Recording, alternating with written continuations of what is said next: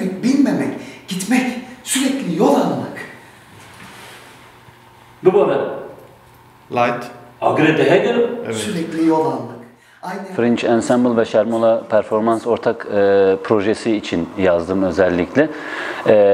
Ve çalışmaya başladığımız andan itibaren, işte metinle ilgili toplantı yapmaya başladığımız andan itibaren hem oyunculardan hem yönetmenden farklı anlamlar, yani onların farklı anlamlar gördüğünü zaten ilk etapta anlamış oldum. Bu hoşuma gitti tabii ki. Ben hiç böyle düşünmemiştim. Tabii ki öyle de düşünülebilir oldu. Sonra Münih'te metni sahneleyecek olan Francesca ile bir Skype toplantısı yaptık.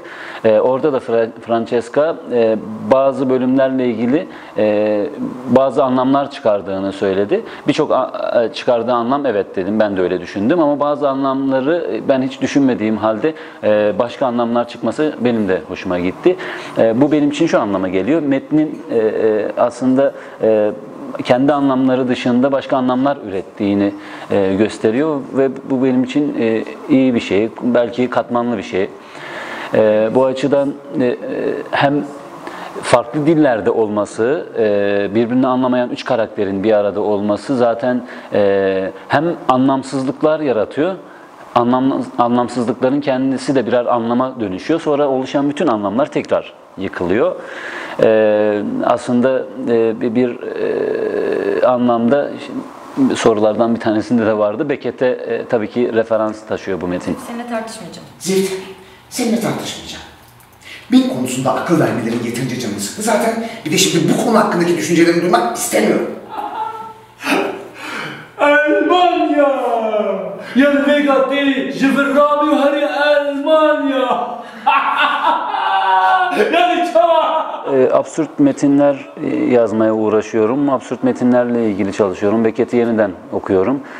Çünkü dünya yeni bir savaşın eşiğinde, içinde hatta. Beckett'te biliyorsunuz savaş sonrası aslında bu metinleri yazdı ve savaşın yarattığı anlamsızlıklar ve bu anlamsızlıklar içerisinde insanın geleceğe dair bir çözüm bulamaması ve bunu geleceği anlamlandıramaması, içinde bulunduğu insanlık durumlarını anlayamaması üzerine kurulu ya. Türkiye'de de bir savaş yaşanıyor. Orta Doğu'da çok büyük bir savaş yaşıyor. Kürtler bu savaşın parçası. Türkiye Devleti, Suriye, İran, Irak, Rusya, Amerika, İsrail, çok büyük bir konjonktürel durum var. İşte ben İstanbul'da yaşıyorum ve İstanbul'da da neredeyse böyle bir ayda 4-5 defa bombalar patlıyor, insanlar ölüyor. Kürdistan'da zaten öyle. Her gün insanlar ölüyor, şehirler yıkılıyor, insanlar bodrumlarda yakılıyor ve buna karşı hiçbir şey yapamıyoruz. İnsanlar bir şekilde kaçma arzusunda, özellikle aydınlar ve sanatçılarda böyle bir eğilim oluşuyor. Bu kaçma arayışı vicdanen aslında bir rahatsızlık da yaratıyor. Nereye kaçıyorum? Yaşadığım ülkeyi, beraber yaşadığım insanları bırakıp nereye gidiyorum gibi sorgulamalara da neden oluyor. Bütün bu paradokslar bazı anlamsızlıklar yaratıyor. Ara durakta tam da bu gitmek arzusu ama gidememek, işte yönlendirilmek, algı yönetimi ama insanların kendi algılarını bozmaları üzerine bir deneme aslında ve tabii ki Beckett, UNESCO ve benzerlerinin etkilerini taşıyor. Kaçıyor, kaçıyor.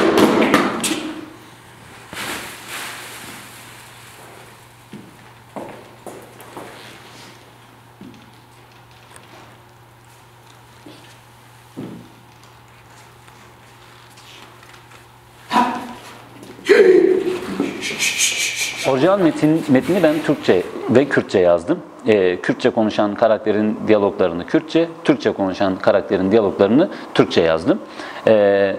Almanca konuşan karakterin diyaloglarını da Türkçe yazdım. Sonra onlar çevrildi. Aslında metnin tümü Almanca'ya Sabine Adatepe tarafından çevrildi. Dediğim gibi bu Fringe Ensemble'la birlikte yaptığımız bir proje olduğu için bütün işte çeviriyle ilgili işleri onlar çözdüler. Ve metnin tamamı bu yolla Almanca'ya çevrildi. İşte Frank aslında vesile oldu Sabine Adatepe'nin metni çevirmesi için. Ama üç dilli olarak zaten. Üç dilli olarak ben tasarlamıştım zaten. Almanya'da şimdi zannedersem oyuncular Almanca sahnelenecek. Evet.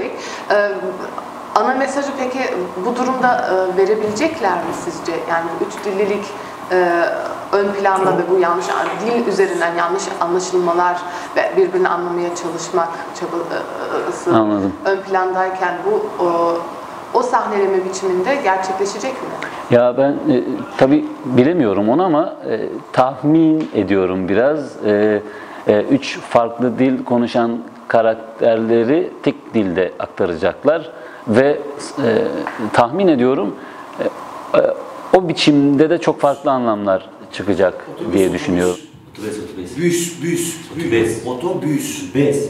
büs, otobüs, Bes. Autobus.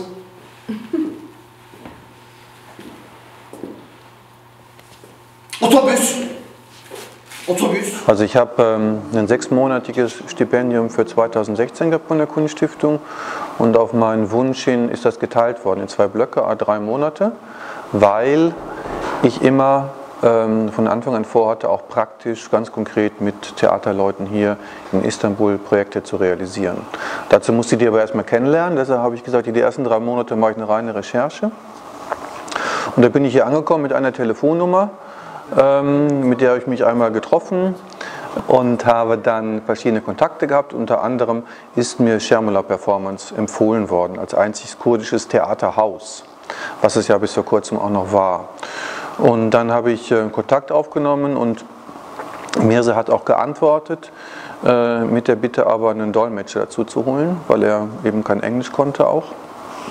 Und dann haben wir uns getroffen mit einer Dolmetscherin zusammen und dann haben wir uns so mehrmals immer wieder getroffen, geredet und haben dann die Idee entwickelt, dass er quasi im Auftrag für diese Projekte ein Stück schreibt, was dann eines dieser 4 Projekte ist und dann hier inszeniert wird. Wenn ich den Faden nicht abnehme, weitet sich der Riss and then the next one is, wenn der Riss weiter aufgeht, that is not nice.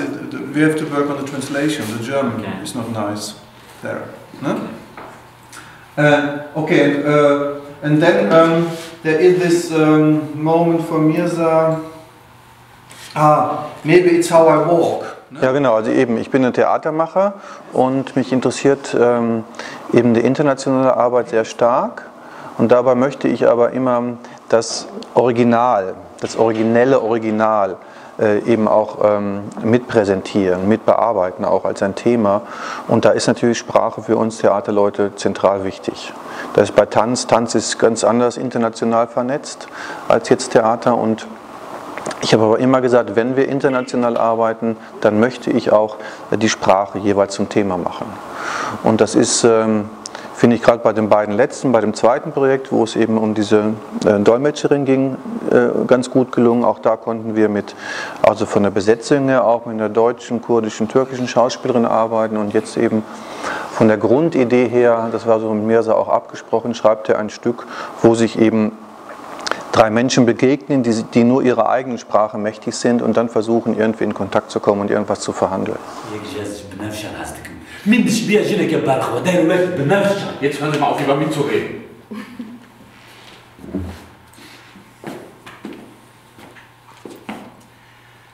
Seid ihr auch auf der Flucht?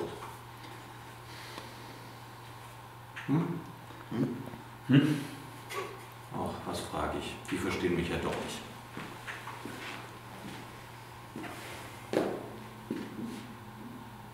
Kimse kimseyi anlamıyor.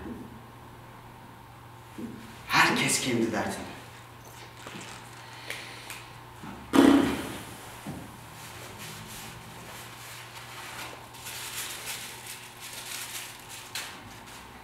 Also ich denke, dass das Problem, oder nicht das Problem, aber die Situation, würde ich eher mal sagen, die Situation immer die gleiche ist. Dass du, wenn du in ein anderes Land kommst, wo nicht deine Muttersprache gesprochen wird, du auch immer einen Verlust erleidest, weil du das nicht um dich herum hast. Du bist aus deinem Sprach- und damit Kultur- und Heimatraum herausgerissen. und bist in einen anderen hineingesetzt worden und musst dich da zurechtfinden. Und das erleben natürlich die Refugees, die Flüchtlinge jetzt in Deutschland, genauso wie jetzt Menschen, die hier leben, ihre Muttersprache nicht mehr sprechen dürfen, können, vielleicht nicht gelernt haben, wieder verlernt haben und dadurch dieses Gefühl von Fremdheit entsteht und die Suche nach neuer Zugehörigkeit.